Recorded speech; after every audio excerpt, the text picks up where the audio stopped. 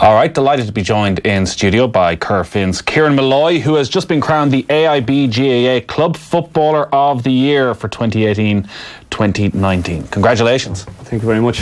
It's been a good couple of weeks. Yeah, hectic. Absolutely crazy, Party central? Yeah, kind of, but, I had to do exams after the All-Ireland final, so I was a bit held back in the celebration side of things. Oh, yeah? How quickly were you back in the exams? Tuesday after. Oh, no. Tuesday, Thursday, Friday, So did you get out at all No, didn't get out at all. Wow. Stayed in studying. Is there not some sort of exemption they can give you if you have some career highlight achievement that nothing. It back by a couple of days? No pull at all. So after Corofin won the club final this year, did you go straight home and start studying again, or? No, we were in Johnson House. We stayed the night in Johnson House and we had a few drinks there. But then the next day there was the homecoming and I went home at 11 o'clock and had to get up the next day for the exam. So the exam was at 9 o'clock. So what are you studying? Project and Construction Management in NUI. So it's busy enough.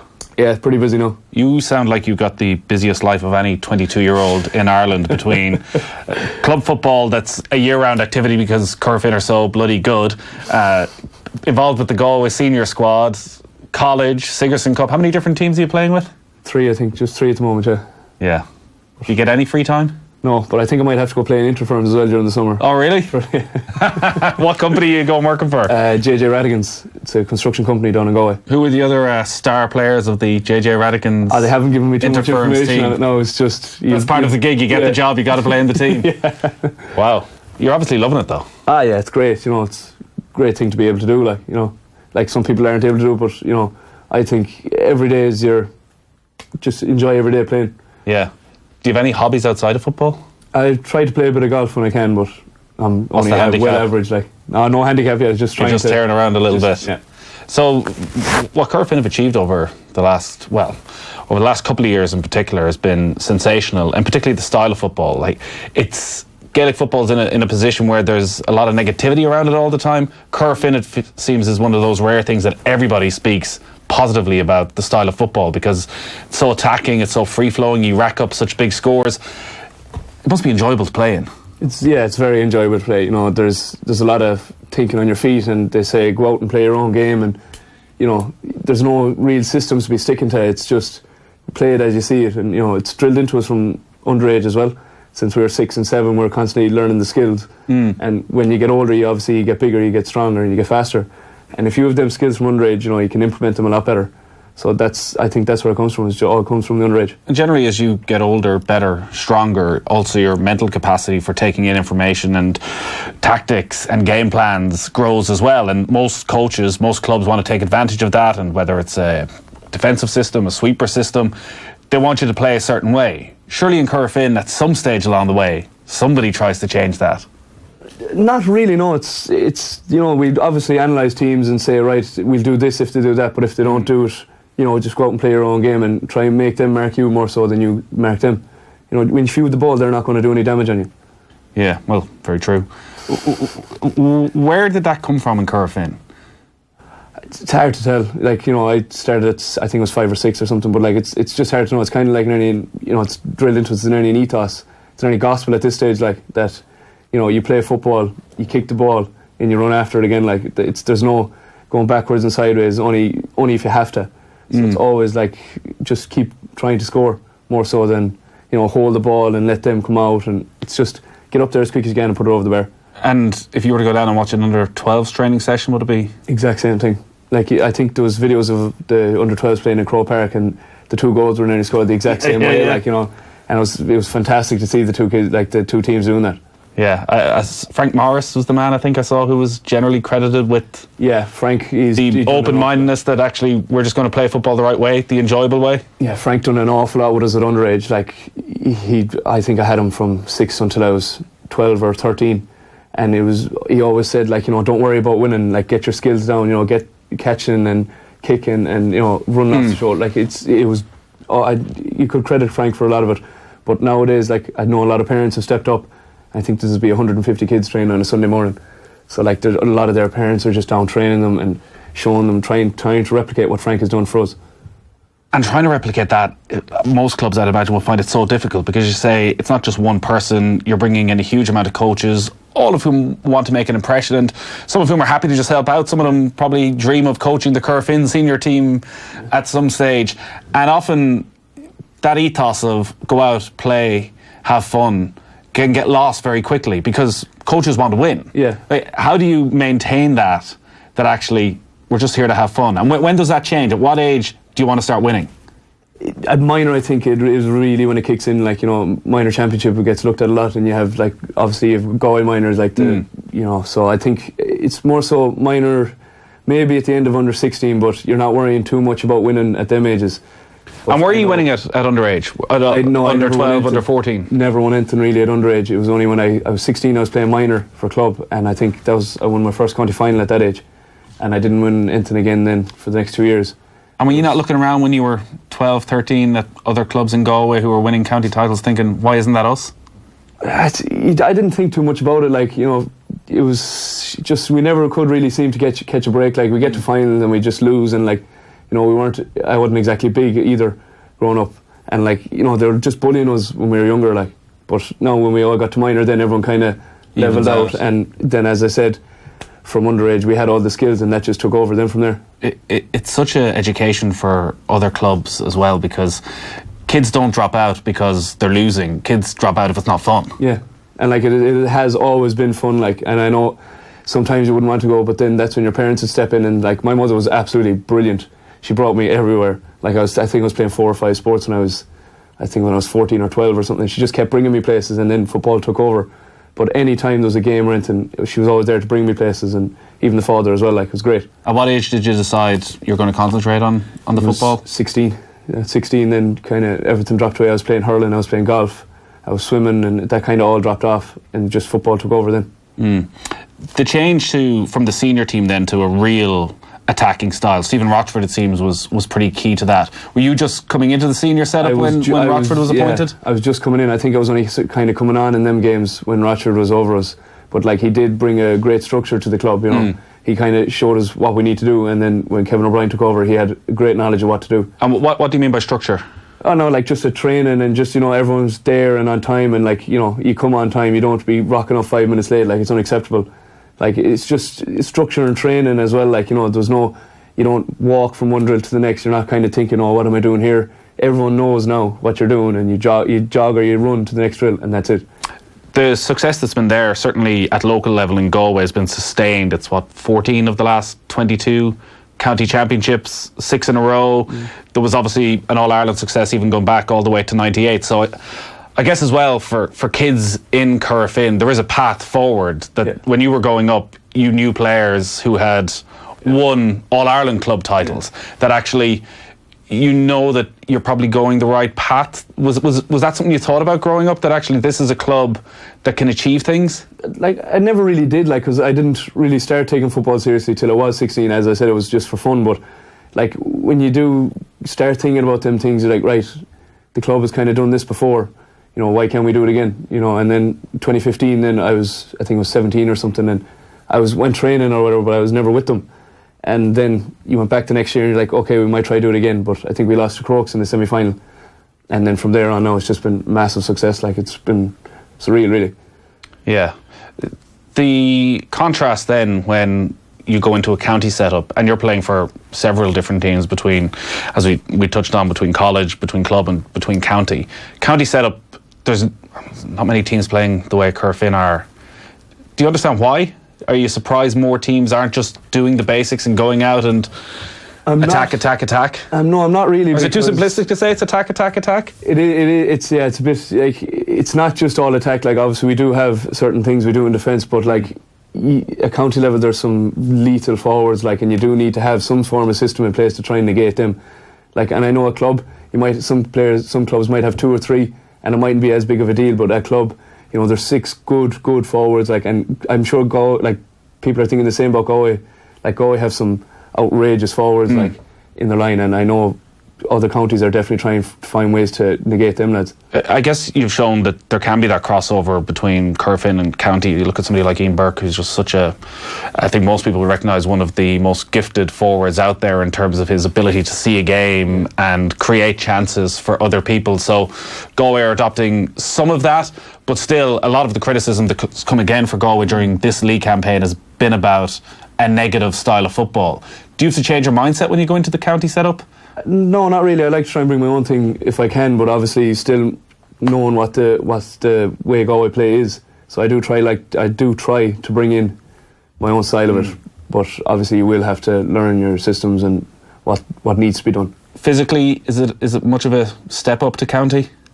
I know, like with club we are very well maintained, we're very well looked after, and our S&C coach Mike Homer, he's been brilliant with us for the last 2 years. I think we've been injury free for 2 years, and like especially with some of the older lads, none of them have been injured, like Gary Sice and Fitzy. They've been in shape of their lives, like. But it's pretty much the same. There's a bit more running in county, but I think it's I should be in the same shape. Like, it's not too much of a step up, I find. Yeah. Where do you see you are in the county setup heading into the summer? Well, I'd like to think I'll try to put my name down now. I don't know where I would be, because obviously we missed a lot of the league. I was there for the start, but I tried to go in as much as I could, but it just wasn't planning out right. And I think it's nearly unfair in a sense that you'd have to choose, and it's not great. It's not great balance between them, like. Yeah, unfairness I think seems to come up a lot in your situation, from Sigerson, missing out on Sigerson because Sigerson tends to be the same weekend as club championship. Have you got your head around it? Like, part of you, so you're going to have one more year at Sigerson, and I know you can't do it, but part of you think, well, what's the point of me going into Sigerson if next February, All-Ireland Club semi-final is the same weekend as Sigerson? Like, you just hope that, like, it's 2 years in a row now they've made the same mistake. Like, the first year it was on the same day, and this year it was a day after. And like, I had to go from Carrick back to Galway, I'd say sleep for 7 hours and then straight drive down to Cork. And sure, when you got out of the bus, like, your legs, they just weren't functioning right at all. And that was a massive improvement on the year before, when you literally drove straight from one game to the other. Well, like, I'd nearly say that was nearly worse, because your legs had time to die down, whereas adrenaline took over the first day and you didn't think about it. But I remember after the game I was just on the ground and I could barely move, like, after against UCD. Could barely move. And who are you talking to around that to get the best advice so that somehow your body can cope with it? Like, is anything in place to help you? There was a club this year, yeah. Like, last year I kind of went on my own accord, because like, you don't want to try to think, like, it's very hard to get the mental state to think about 2 games. So you have to think about the first game, and then on the and not just 2 little games, like 2 of the biggest games of your career. All-Ireland final and All-Ireland semi-final, like, it was 2 massive games. Like, you could say some of 2 league games, but you're trying to focus on one, but then the other is still lingering in the back of your mind, and it's just, I don't know, it's like, they're always on about player welfare in the GAA, but I think it was very unfair what they'd done. Like, this year it was insane. Myself, Liam Silk and Shaw from Crokes, like, there was 3 players involved, yet Liam didn't get to play for UCD this year, and I found that very unfair. Yeah, it's massively unfair, and if you want, it also diminishes the competition, that the best players aren't available to play. The stress of that, like, is it something that you struggle to deal with mentally in any way? Because, you're such an important player, you're the club footballer of the year, you're hugely important to the college team as well. They're expecting something of you. Even though you've played a match the day before, they're still expecting you to turn up and deliver. Like, mentally that must put quite a bit of pressure on you. Yeah, it is. Mentally it is a big strain, but I'd look at it in the way that, if you don't think about things too much and you just keep ploughing on, you're going to come out the other side no matter what. So I don't like to think about these things too much, because if you do, you can end up getting bogged down. So you just take it a day at a time. Do you worry about the long-term effects of that? Like, do you worry that in 20 years you could be sitting here with hip problems or long-term effects of injury, and you're able to look back and actually in some ways pinpoint where the problem started? No, I think we're being very well looked after on the strength and conditioning side of things. And, like, our hips are in great shape. Like, personally, like, I don't have too many problems at all. So as of now, I'm in great shape, but I know maybe down the line it could affect me. But if I keep looking after myself, I'd say I should be okay. How many days a week are you training or playing at? Well, 5, I guess at the moment it's a bit quieter. 5, I think. So that's what, 3 days with the county, 2 days with the club, or 4 days with the county? 4 with the county, 1 with the club. And would you have been training much with the college then when you were in Sigerson? I wouldn't train, but I'd always be at training, if that makes sense. Showing the lads, helping out with, if you just go and get water for the lads, like, I'd always go in and do it if I can. But they were always very accommodating in the college. Yeah. Like, they knew I was busy. Like, I guess in a way you're one of the lucky ones in that you're successful with your club. Yeah. A lot of guys are going out and you're in with a county that can start the year with genuine hopes of winning provincial championship and certainly put yourself in the mix for an All-Ireland championship, where an awful lot of players at a lower level are putting in similar effort for none of the rewards at the end. yeah, like I count myself so lucky that I'm in this situation. Like, even be up here, like chatting away to yourself, like I think it's amazing. Like, but for all the other lads out there, it's got to be tough. How important is the hair to your character? I'd say Flowing locks. Look, I just like my hair long. That's all it was, and it kind of just became trademarked at this stage and everything. It sort of stands out, though. I think I don't want to say it makes you a better player, but I think I'm thinking of soccernomics, where players with blonde hair in soccer have had a more of a premium placed on them because they stand out a little bit more in the pitch. That actually every time you fly forward, because the hair is flowing, it suddenly looks like you're going a little bit faster than you actually are. Yeah, maybe it does, but it maybe more streamlined or something. I don't know. Nobody ever grabs onto it, do they? No, not yet. Anyway. I shouldn't be giving them ideas. No, don't. So you'll be going back, and do you play club championship this month then in Galway? I think it's coming up in next month. Yeah, I think so. So we'll be back in at it then. Heard 7 in a row in Galway. I don't know. You take it a game at a time first. Yeah. We'll see what we can do. Like, there must be such satisfaction in, firstly, not only winning a club championship, but Corofin's ability to deliver on the biggest day, to turn up last year, win by 15 points, this year win by 12 points against like a Nemo Rangers team, a Dr. Croke's team, two hugely successful club sides who were never going to bottle it on the day. Yeah. Like, they were going to arrive, and still to be able to rack up that sort of scoreline, playing such an attractive style of football.